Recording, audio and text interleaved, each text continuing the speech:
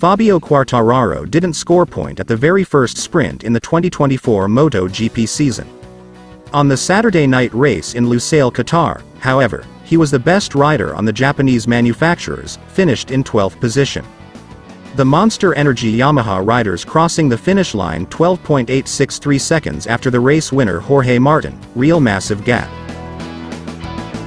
Despite being only 11 laps, the M1 suffered a significant drop in tire performance.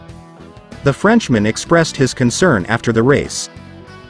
"In terms of position, I wasn't expecting better, because as the pace that we had during the test, is the pace we had during the weekend. But the way we finished was really strange. Having that drop in the sprint was really strange, and I don't know how we are going to manage for the race tomorrow. Because it was already very critical to finish the race in the sprint and for the race as the same tire. So, we'll see." According to his explanation, there was a performance drop in the tires during testing, but not to the extent of what happened on Saturday. "In the tests I had a little drop, but I was almost, not 1 second faster, but I did 3 laps much faster, and basically my sprint race simulation was maybe 5, 6 or 7 seconds faster than today. We know that in the tests the grip is much higher and it's a benefit for us, but the drop we had today, we never really had it. Especially in the sprint race, it's only 11 laps. If I was with the soft compound I could understand, but it was the race compound and we had many problems." El Diablo added. "The rubber on the track is normal that during the test is always more, because we ride all day and there is always Michelin rubber, more laps, so the track is completely different to what we used to have in the race.